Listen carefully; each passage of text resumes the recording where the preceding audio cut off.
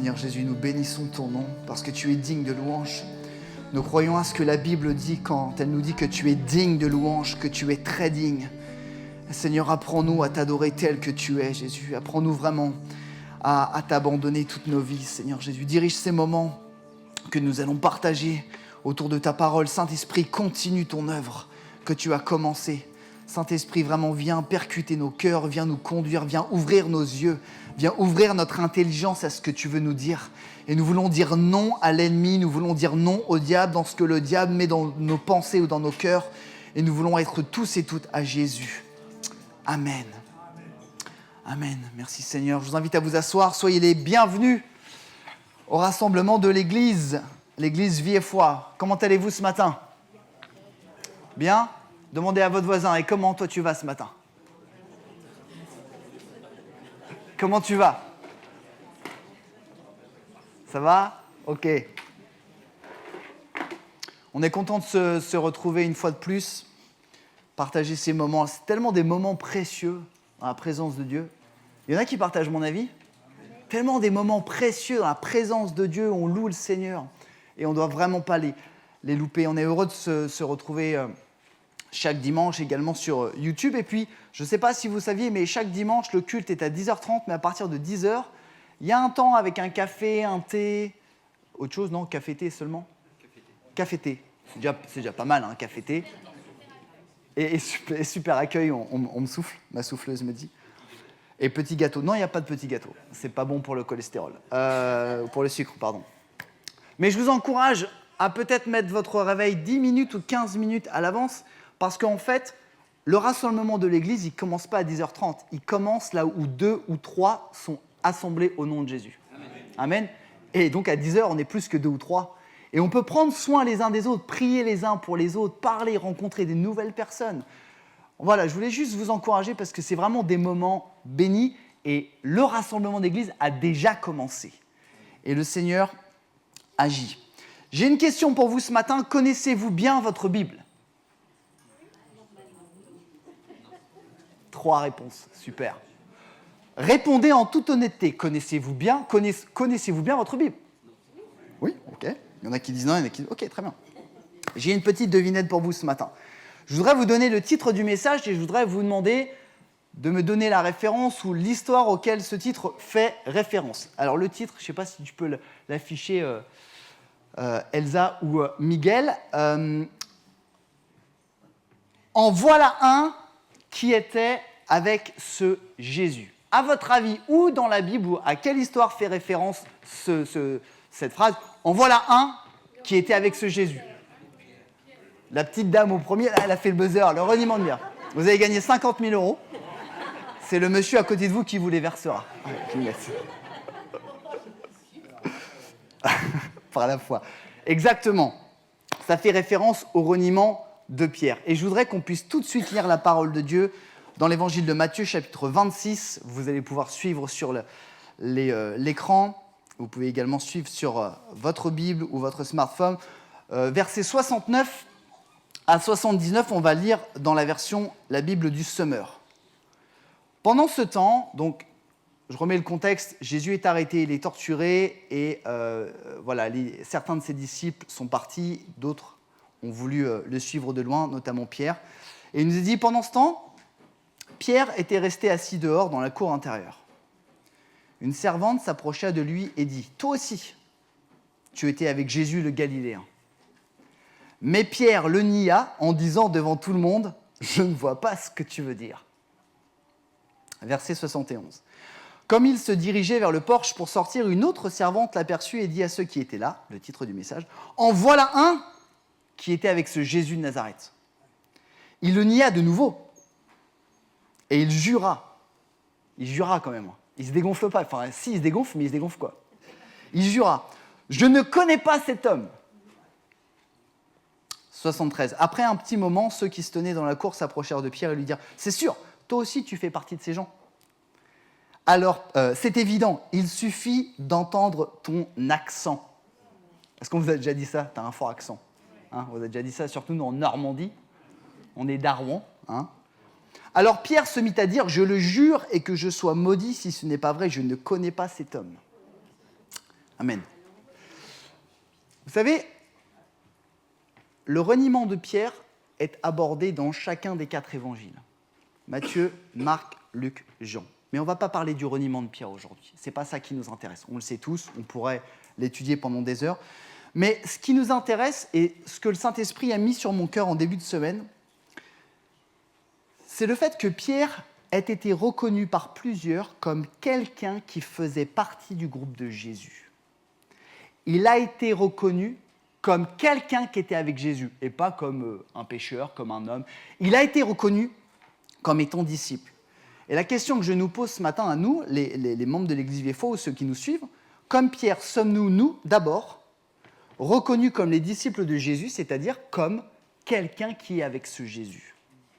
Est-ce que moi, dans ma vie, Mathias, je suis reconnu comme quelqu'un qui est avec ce Jésus? C'est la question que je voudrais nous poser ce matin. Alors on pourrait se poser la question, mais qui doit me reconnaître comme étant avec Jésus? Plusieurs personnes. La première personne qui doit me reconnaître en étant avec Jésus, c'est Jésus lui-même. C'est bon signe. Hein. Si Jésus te reconnaît comme un de ses disciples, c'est une bonne nouvelle, non? On est d'accord? Si Dieu te reconnaît comme un disciple, c'est plutôt bon signe. Et s'il ne te reconnaît pas comme un disciple, c'est plutôt mauvais signe.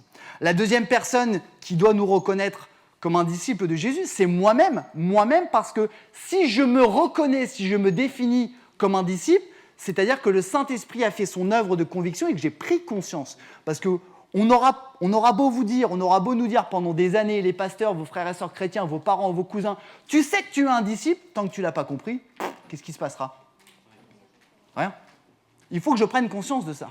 Il faut que je prenne conscience que je suis un disciple. Une autre personne peut nous reconnaître en tant que disciple. Ce sont les chrétiens, ce sont l'Église. Pourquoi? Parce que quand les gens autour de toi, dans ton assemblée locale, peut-être à l'Église Vie-et-Foi ou ailleurs, reconnaissent en toi un disciple, ça veut dire que ta vie porte du fruit? Non? Ça veut dire que ta vie est un témoignage? Mais ce n'est pas toute cette personne-là qui nous intéresse. Ce qui nous intéresse ce matin, ce sont les autres. Est-ce que les autres nous reconnaissent comme les disciples de Jésus, c'est-à-dire ceux qui étaient avec Jésus? Ce que je veux dire par les autres, c'est ceux qui ne nous connaissent pas forcément. Pourquoi c'est important de parler des autres et du fait qu'ils nous reconnaissent? Parce que quand les autres que nous ne connaissons pas forcément nous reconnaissent comme un disciple ou comme quelqu'un qui est avec Jésus, cela met l'accent sur la portée missionnelle de notre vie. Je n'ai pas fait de faute d'orthographe, ce n'est pas missionnaire, c'est missionnel. Missionnaire, c'est le fait d'aller en mission, d'aller prêcher, vous savez, les œuvres humanitaires, on va porter assistance, c'est important. L'œuvre missionnelle, c'est relatif à la mission que Jésus a donnée à ses disciples. Quelle est cette mission?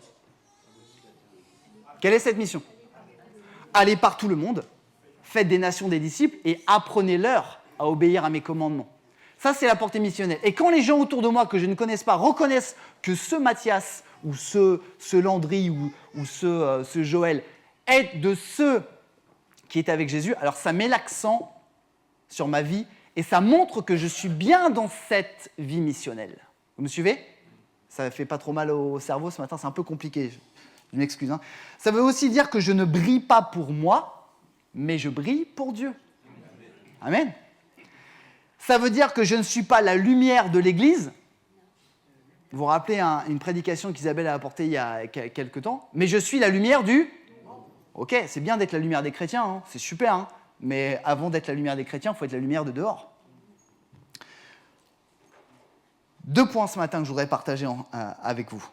Premier point, suis-je, entre parenthèses, d'abord reconnu par les autres comme un disciple de Jésus? On revient sur Pierre. Il a été reconnu parce qu'il avait été vu avec Jésus, bien sûr, et à cause de son accent. Je ne sais pas si vous aviez déjà noté ça, mais il y a un évangile qui en parle, je crois que c'est Matthieu, parce qu'à l'époque, les Galiléens avaient un accent assez fort et ils se différenciaient des Juifs de Judée. Donc en fait, les gens se sont dit, ce gars-là, il a un accent.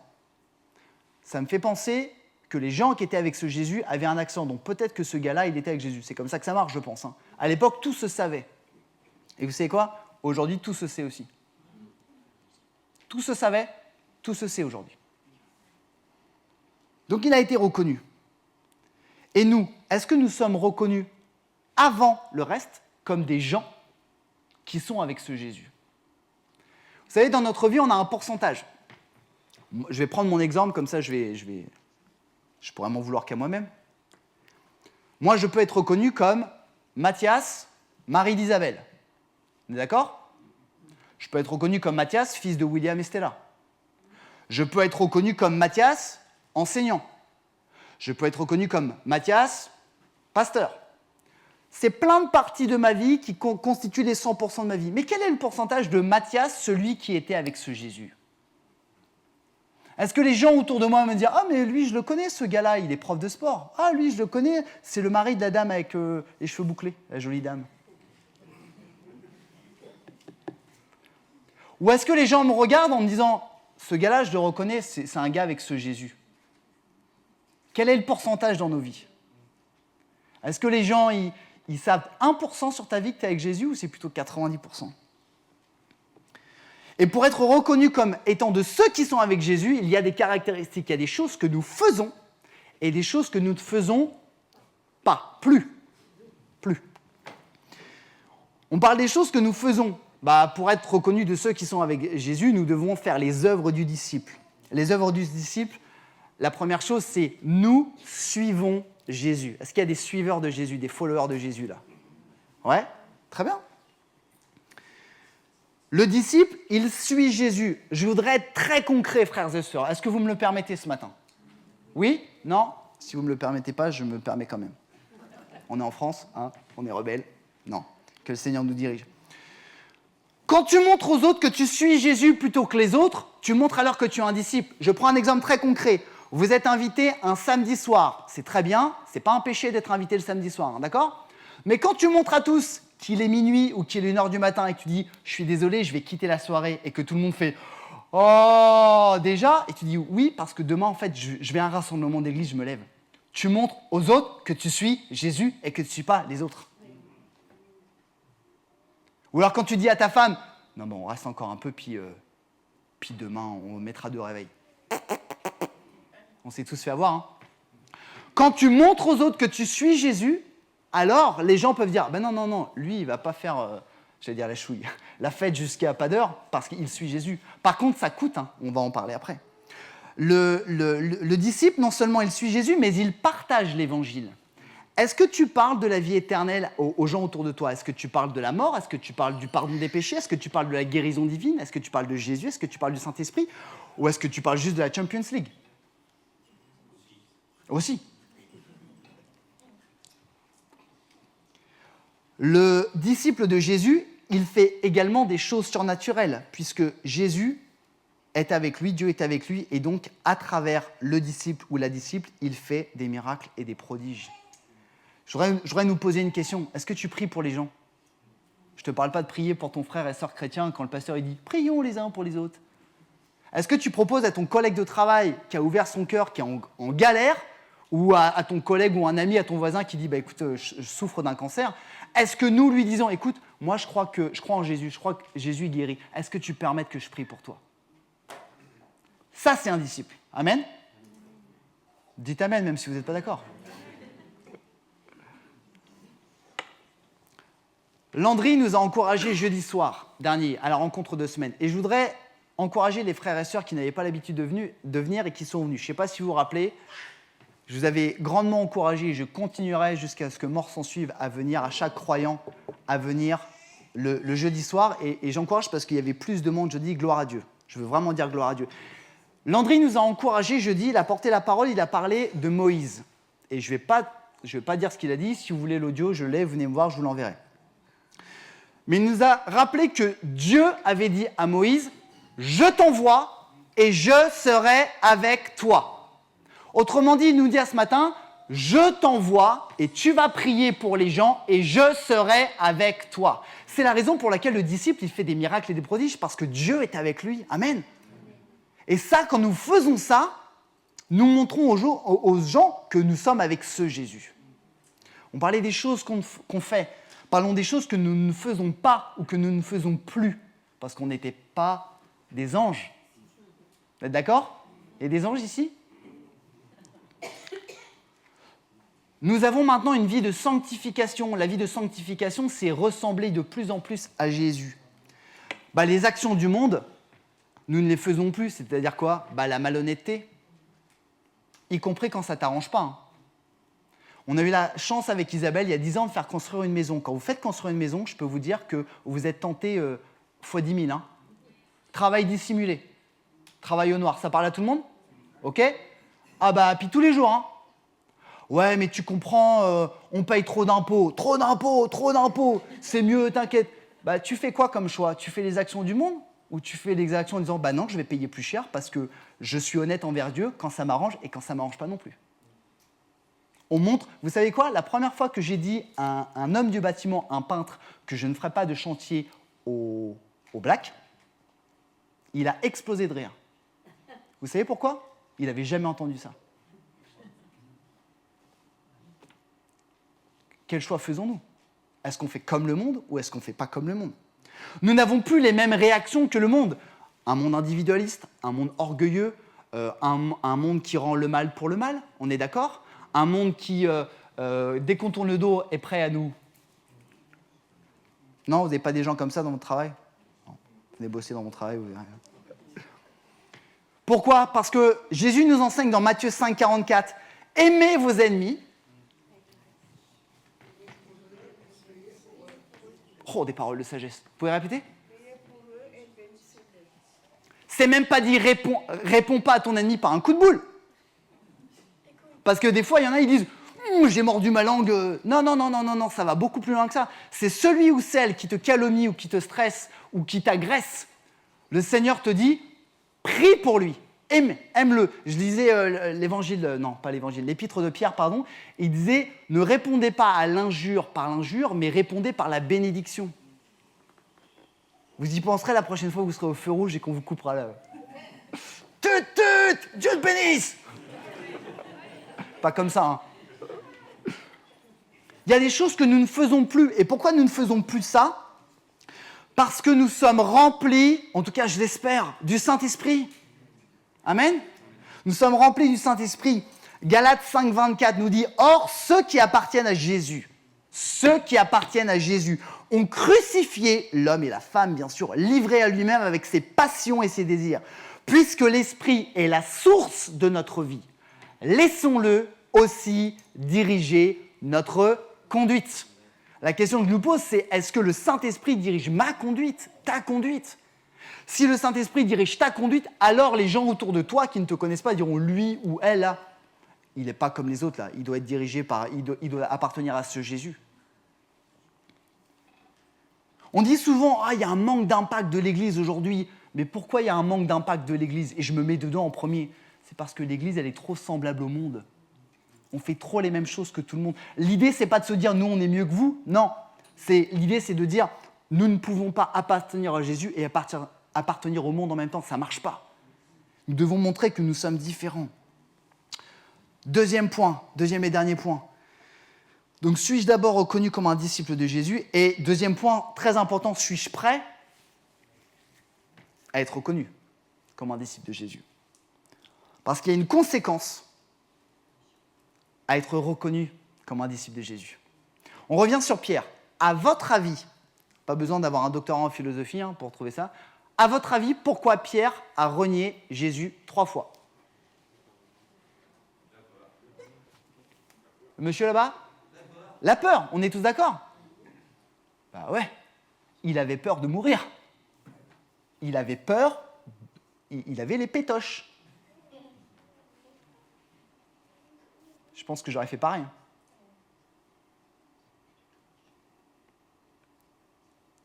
Être reconnu comme un disciple de Jésus, frères et sœurs, a un coût. Ça a un coût. Jésus a dit à ses disciples dans Luc 21, écoutez bien, « Tout le monde vous haïra à cause de moi. » On s'arrête. Relisons la première phrase. « Tout le monde vous haïra à cause de moi. Mais pas un seul cheveu de votre tête ne se perdra en tenant bon. Vous parviendrez au salut. » Je voudrais juste aborder rapidement le sort des 12 disciples de Jésus et de quelques apôtres. Je ne veux pas vous faire peur. Pierre, après avoir renié et s'être repenti, Pierre est mort crucifié. sont à la tête à l'envers. Pourquoi la tête à l'envers? Parce qu'ils se trouvaient indignes d'être crucifiés comme Jésus. André, son frère, est mort crucifié. Jacques, pas fils de Zébédée, le deuxième Jacques, Jacques fils d'Alphée, il a été jeté du haut d'une montagne, chute de 30 mètres. Il n'est pas mort, ils l'ont battu à mort après. Jacques, le fils de Zébédée, mourir en martyr, décapité. Jean, son frère. Jean, l'apôtre Jean, qui est mort de vieillesse. Sauf que ce qu'on ne sait pas, et je l'ai appris cette semaine, c'est qu'il a subi le martyre, il a été plongé dans un bain d'huile bouillante à Rome. Il n'en est pas mort. Il a quand même dégusté. Philippe, l'évangéliste, lapidé et crucifié. Barthélemy, flagellé, écorché, crucifié, décapité. Thomas, transpercé par une lance. Matthieu, tué par l'épée. Jude ou Thaddée, martyr. Simon le Zélote, découpé à la scie. Matthias. Non, pas resté en vie, non. Lapidé, décapité. On parle de Paul. Torturé, décapité. Voilà. Alors, on va pas mourir comme ça. Hein. Enfin, j'espère. On fait un parallèle avec aujourd'hui. Es-tu prêt à subir les moqueries parce qu'on a reconnu que tu étais avec Jésus? Est-ce que tu es prêt à subir les moqueries? Est-ce que tu es prêt à être rejeté par les autres parce que tu es un évangélique? Vous savez, les gens ils disent « Ah, toi, tu es un évangéliste ». Preuve qu'en France, on aime bien parler de ce qu'on ne connaît pas. Hein. Ça, c'est typico-français. Les gens ils vont nous suspecter « Ah ouais, toi, tu es bizarre, toi, tu fais partie d'une secte ». Est-ce qu'on est prêt à ça parce qu'on suit Jésus? Est-ce que tu es prêt à être comparé aux extrêmes? Parce que dans le milieu protestant évangélique, pardonnez-moi, hein, il y a des extrêmes, il y a des fous. Hein. Comme partout. Hein. On est d'accord? Est-ce que t'es... Et puis forcément, comme on est très malin, on compare quelque chose à un extrême. Hein. Hein? On compare toujours à ceux qui font beaucoup de bruit, puis tous ceux qui sont sérieux. Bon, bref, est-ce que tu es prêt à être comparé aux extrêmes? Est-ce que tu es prêt à entendre les fameuses remarques? Non, mais de toute façon, si tu étais avec Jésus ou si Dieu existait, il n'y aurait pas ci, il n'y aurait pas ça, il n'y aurait pas la réforme des retraites, il n'y aurait pas ci. Je vais la mettre pendant 2 mois, je pense, tous les dimanches. Est-ce qu'on est prêt à subir ces pressions parce que nous sommes reconnus comme des gens qui sont avec ce Jésus? Et vous pourriez vous dire, ouais, mais le Seigneur, il nous sauve, pourquoi on est obligé de souffrir? La Bible nous dit que nous devons, en tant que disciples, ressembler à Jésus. Et la Bible nous dit que comme Jésus a souffert, nous pouvons être amenés à souffrir. Lettre aux Hébreux, chapitre 13, verset 13. « Acceptons d'être méprisés comme lui, car ici-bas, nous n'avons pas de cité permanente. » C'est la cité à venir que nous recherchons. Vous savez, la Bible dit que Jésus est la lumière du monde, mais le monde ne l'a pas reçu. Et nous, on pense qu'en disant qu'on est disciples de Jésus, les gens ils vont nous applaudir. Gloire à Dieu, ça peut se passer. Hein. Mais la plupart du temps, si le monde n'a pas reçu Jésus, je ne suis pas sûr que le monde reçoive ses disciples. Pourquoi avons-nous peur du regard des autres? Pourquoi encore aujourd'hui as-tu la crainte de dire à quelqu'un qui ne te connaît pas « Je suis un disciple de Jésus, je crois en la vie éternelle, je crois que si je prie pour toi, au nom de Jésus, tu seras guéri. » Est-ce que vous le croyez? Pourquoi avons-nous peur? Je me prêche à moi-même en premier. Reprenons les paroles de Paul. Romains 1,16. « Car je n'ai pas honte de l'évangile. » Je n'ai pas honte de l'évangile. Est-ce que vous seriez prêt à le répéter avec moi? Je n'ai pas honte de l'évangile. Ouais. Demain matin, 8h au boulot, vous montez sur une table. Non, rien. Bonjour patron. C'est la puissance de Dieu par laquelle il sauve tous ceux qui croient, les juifs en premier, aussi les non-juifs. Aimons-nous assez le Seigneur pour être acceptés, d'être reconnus comme ses disciples et d'en subir les conséquences. Vous savez, dans un monde qui va droit à la catastrophe, un monde qui est dirigé par les forces des ténèbres, clairement, le monde est dirigé par le diable, on est tous d'accord, il n'y a pas besoin d'être un grand prophète pour le voir. Okay, être reconnu comme un ou une disciple de Jésus ne va pas nous amener les honneurs et la gloire. Il faut qu'on en soit conscient. Par contre, c'est essentiel à l'avancement du royaume de Dieu. Et je voudrais insister sur ça pour conclure. Il y a ce passage dans Romains 10, 14. Et je voudrais attirer votre attention là-dessus. Paul dit comment... J'ai utilisé la version parole de vie. Comment s'adresser au Seigneur si on ne croit pas en lui ? Et comment croire au Seigneur si on n'a pas entendu parler de lui ? Et comment, ça c'est pour nous ça, et comment entendre parler de lui si personne ne l'annonce ? Le fait que les gens autour de nous voient que nous sommes des disciples et qu'ils commencent à dire « mais lui ou elle, il fait partie des gens qui sont avec ce Jésus », c'est une façon d'annoncer Jésus. Parce que je crois peut-être qu'aujourd'hui, les gens, peut-être au départ, les gens vont se moquer, peut-être rire. Mais qu'est-ce qui va se passer le jour où cette personne sera devant la mort ? Pour ceux qui étaient là la semaine dernière, le pasteur Christian Rath nous a partagé un témoignage. Dans le cadre de son travail, un de ses collaborateurs n'était pas croyant, sauf que son père souffre d'un cancer en phase terminale. Et bizarrement, son collaborateur a lui envoyé un texto en disant « Est-ce que tu peux prier pour mon père ?»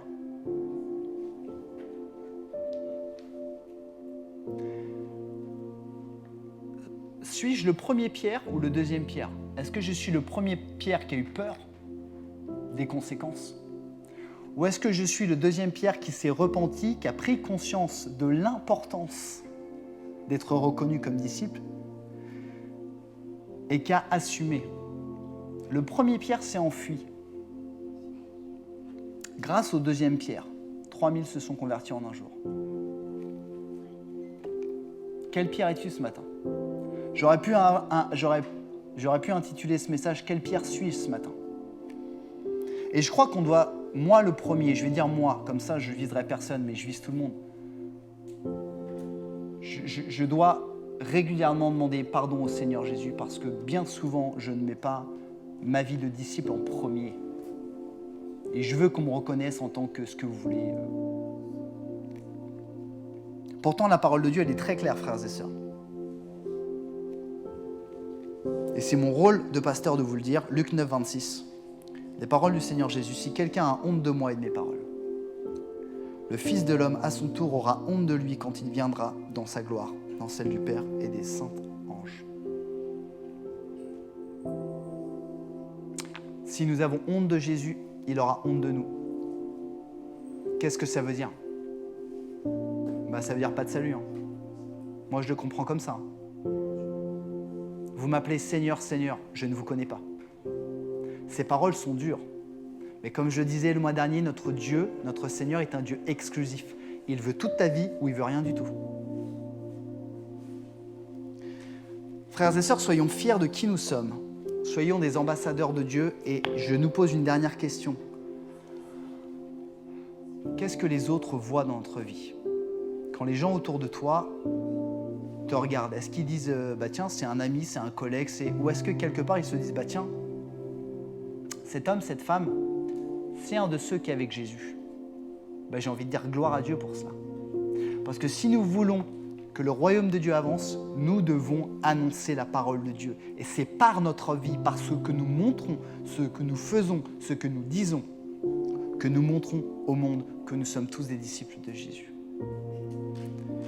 Je prie vraiment que ce message vous encourage et vraiment stimule nos vies. Il faut qu'on arrête, frères et sœurs, il faut vraiment qu'on arrête d'être la lumière de notre vie ou la lumière de l'Église. Tout est joué pour nous, on est sauvés. Amen. Amen. Tout est joué pour nous. En tout cas, je l'espère. Si tu n'es pas sauvé, il est grandement temps que tu offres ta vie à Jésus et que tu t'engages pour lui. C'est le meilleur conseil que je pourrais te donner. Mais si tu es sauvé, mon frère et ma sœur, ça ne sert plus à rien de briller pour toi. Il faut que tu brilles pour Jésus. Il faut que l'Église, avec un grand E, chaque homme, chaque femme qui est rempli du Saint-Esprit et pour qui Jésus est mort crucifié, endosse la responsabilité de disciple et aille prêcher et accepte les conséquences et fasse des prodiges et des miracles. Et c'est comme cela que Jésus sera glorifié, que des hommes et des femmes passeront de la mort à la vie. Je sensibilise nos cœurs. Et ce thème de disciple, j'encourage chaque personne ce matin à se poser la question, est-ce que je suis vraiment un disciple? Est-ce qu'on peut prier ensemble? Est-ce qu'on peut juste se placer devant le Seigneur? Seigneur Jésus, Saint-Esprit.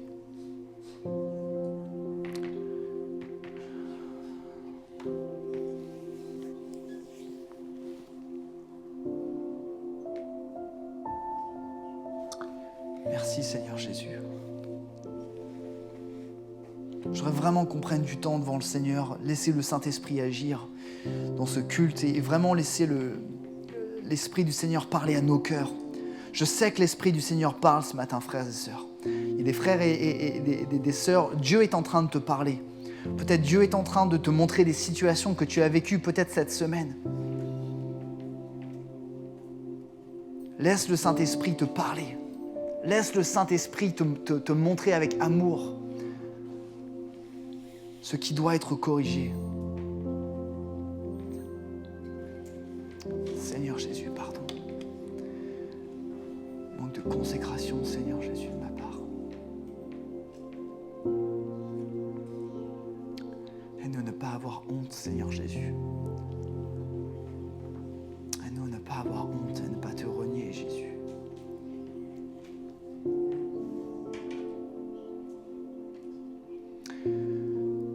Frères et sœurs, je dois inviter tous ceux et celles qui veulent prendre sincèrement la décision d'être reconnus comme ceux et celles qui font partie de ce groupe avec ce Jésus. Je voudrais vous encourager et vous inviter à vous lever avec moi en signe d'engagement ce matin. C'est un engagement vraiment personnel. Si vraiment le Seigneur te parle ce matin et que tu as le profond désir d'être reconnu avant toute chose comme un disciple de Jésus, avant toute chose comme un disciple de Jésus, je t'encourage à te lever en signe d'engagement ce matin. Et je voudrais t'encourager à commencer à ouvrir ta bouche et faire une prière de consécration. Je ne prierai pas, frères et sœurs. Je veux que chacun d'entre nous, on puisse se lever et faire une prière personnelle de consécration et dire « Seigneur, voilà, je veux me consacrer à toi. » Trouvez vos mots, consacrons-nous au Seigneur ce matin. Faisons-le individuellement.